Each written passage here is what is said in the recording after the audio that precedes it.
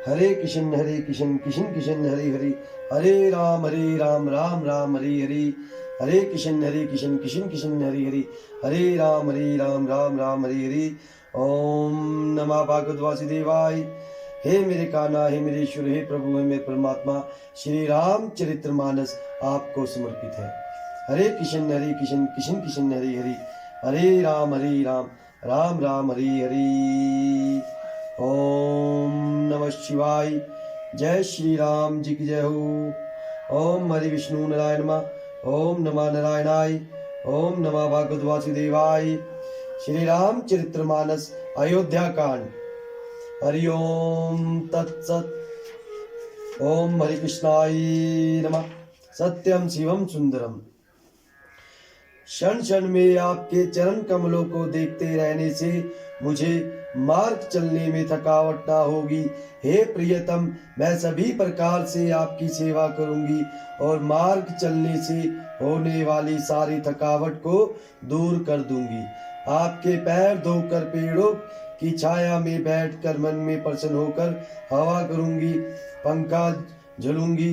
पसीने की बूंदों सहित श्याम शरीर को देखकर प्राणपति के दर्शन करते हुए दुख के लिए मुझे अवकाश ही कहा जा रहेगा। समतल भूमि पर घास और पेड़ों के पत्ते बिछाकर यह दासी रात भर आपके चरण दबाएगी। बार बार आपकी कोमल मूर्ति को देखकर मुझको गर्म हवा भी ना लगेगी। प्रभु के साथ रहते मेरी ओर आंख उठाकर देखने वाला कौन है? अर्थात कोई नहीं देख सकता। जैसे सिंह की स्त्री सिंहनी को खरगोश और सियार नहीं देख सकते, मैं सुकुमारी हूँ और नाथ वन के योग्य है। आपको तो तपस्या उचित है और मुझको विषय भोग। ऐसे कठोर वचन सुनकर भी जब मेरा हृदय ना फटा तो हे प्रभु, मालूम होता है ये पामर प्राण आपके वियोग का भीषण दुख सहेंगे। ऐसा कहकर सीता जी बहुत ही व्याकुल हो गई।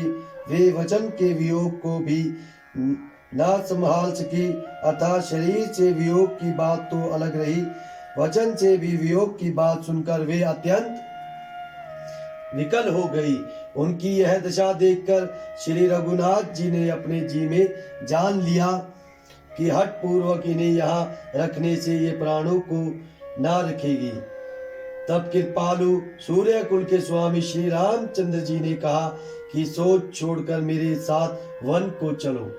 आज विषाद करने का अवसर नहीं है, तुरंत वन गमन की तैयारी करो। श्री रामचंद्र जी ने प्रिया वचन कहकर प्रियतमा सीता जी को समझाया। फिर माता के पैरों लगकर आशीर्वाद प्राप्त किया। माता ने कहा, बेटा जल्दी लौटकर प्रजा के दुख को मिटाना और यह निठुर माता तुम्हें भूल न जाए। हे विधाता, क्या मेरी दशा भी फिर पलटेगी? क्या अपने नेत्रों से मैं इस मनोहर जोड़ी को फिर देख पाऊंगी? हे पुत्र, वह सुंदर दिन और शुभ घड़ी कब होगी जब तुम्हारी जननी जीते जी तुम्हारा चांद सा मुखड़ा फिर देखेगी? हे तात, वत्स कहकर, लाल कहकर, रघुपति कहकर, रघुवर कहकर मैं फिर कब तुम्हें बुलाकर हृदय से लगाऊंगी और हर्षित होकर तुम्हारे अंगों को देखूंगी। यह देखकर कि माता स्नेह के मारे अधीर हो गई है और इतनी अधिक व्याकुल है कि मुंह से वचन नहीं निकलता, श्री रामचंद्र जी ने अनेक प्रकार से उन्हें समझाया। वह समय और स्नेह वर्णन नहीं किया जा सकता। तब जानकी जी सास के पांव लगी और बोली, हे माता सुनिए, मैं बड़ी ही अभागिनी हूँ। आपकी सेवा करने के समय देव ने मुझे वनवास दे दिया, मेरा मनोरथ सफल ना किया। आप शोक का त्याग कर दे, परंतु कृपा ना छोड़िएगा। कर्म की गति कठिन है, मुझे भी कुछ दोष नहीं है। सीता जी के वचन सुनकर सास व्याकुल हो गई।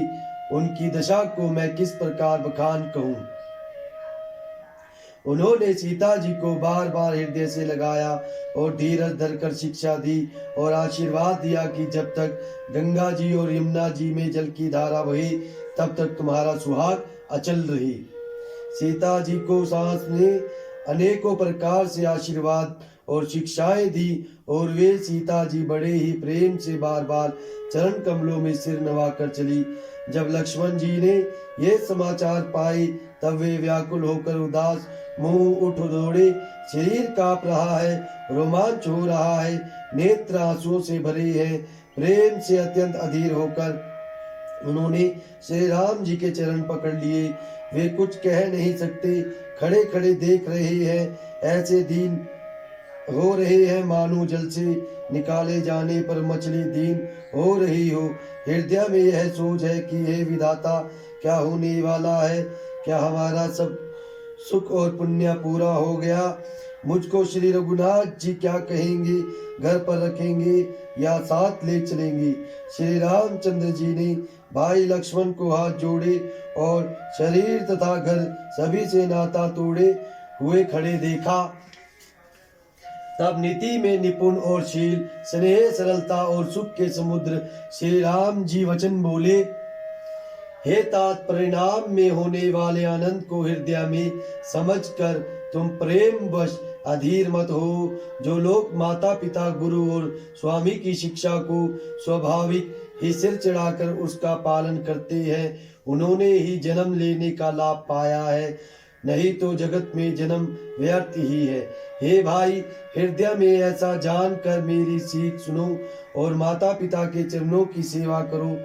भरत और शत्रुघ्न घर पर नहीं है, महाराज वृद्ध हैं और उनके मन में मेरा दुख है।